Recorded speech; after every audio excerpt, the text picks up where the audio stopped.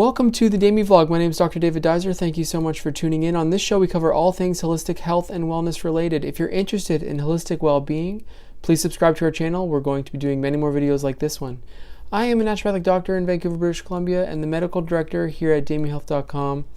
I am incredibly passionate about integrative medicine, functional medicine, and the holistic approach to chronic disease management, and I love doing videos like this one.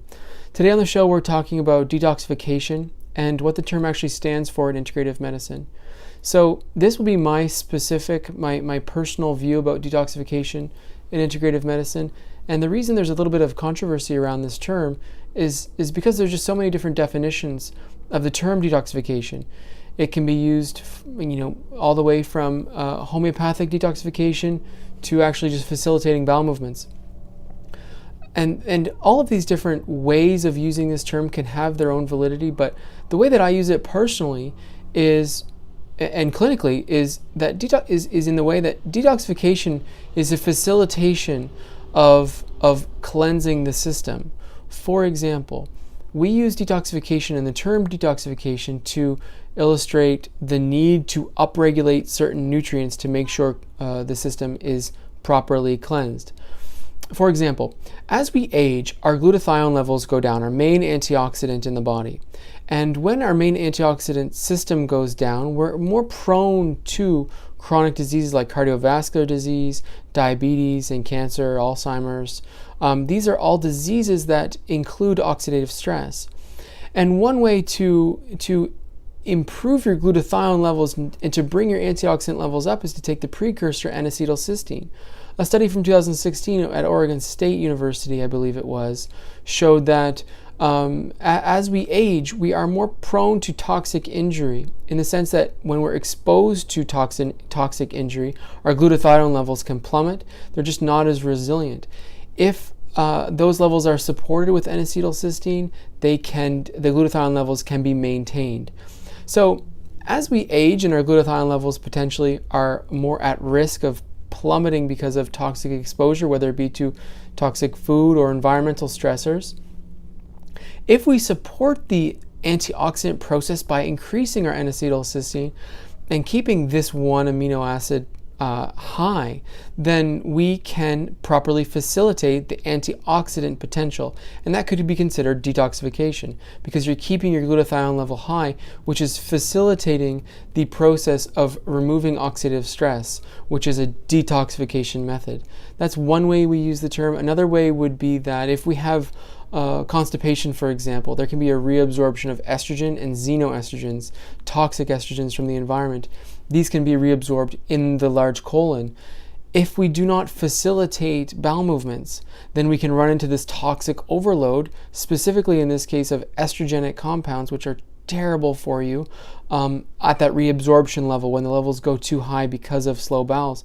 So facilitating a bowel movement by using psyllium and flax and water and flax oil and all these natural supplementation protocols for facilitating bowel movements like prune juice and even herbal stimulant laxatives like senna and cascara, even all of these therapies, they're all facilitating the movement of bowel, which is considered detoxification. This is because it's moving the toxic overload. So supporting glutathione levels is reducing oxidative stress and reducing toxic stress on the body. That's detoxification.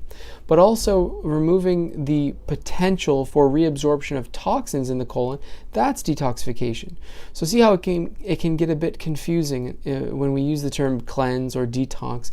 We're talking about these different pathways. One other way we talk about detoxification is in the supporting of the liver's ability to clear toxins. The liver requires certain nutrients to facilitate its enzymatic processes and to keep it strong. Sometimes these nutrients can go low, whether it be because of small bowel disorders like Crohn's or small bowel surgeries in Crohn's, celiac disease, for example, even sometimes in IBS. Sometimes in low enzymatic function, there can be malabsorption syndromes. It could be just low nutrient syndrome. Sometimes just because of diet, nutrients can go low. When that happens, the process of liver detoxification can be hindered. We know that, for example, grapefruit juice can impact a certain liver enzyme system, which can impact the detoxification of estrogen. So by removing grapefruit juice, we're facilitating detox. That's when we would use the term detox. By increasing the nutrients required to actually have an enzymatic process in the liver that is detoxification, by facilitating that by giving nutrient therapy, we are detoxifying. That is happening. That is true. So we use the term in all of these 3 different cases, and I'm sure in many other cases that can be explained and that are very simple to explain and that can be very beneficial to the body. One final one I'll leave us with is the idea of detoxification in the way of removing certain food groups from the diet. Like, for example, people will go off gluten or they'll go off dairy and they'll call that a detox. Well, it really is a detox, because if you are having immune reactions to those types of foods and then you remove those foods, your entire system can work better. And at Damien Health we call one of our cleanses the sugar detox. Well, you're detoxing from sugar, and in that phase you go through something. You go through this withdrawal if you're a high sugar consumer. This withdrawal phase is a situation where the body has to upregulate its detoxification systems to facilitate your overall well-being. That is also called detox.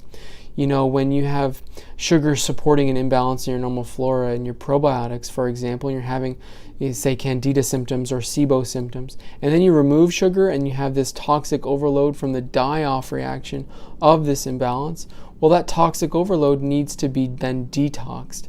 And we would call that process a detoxification.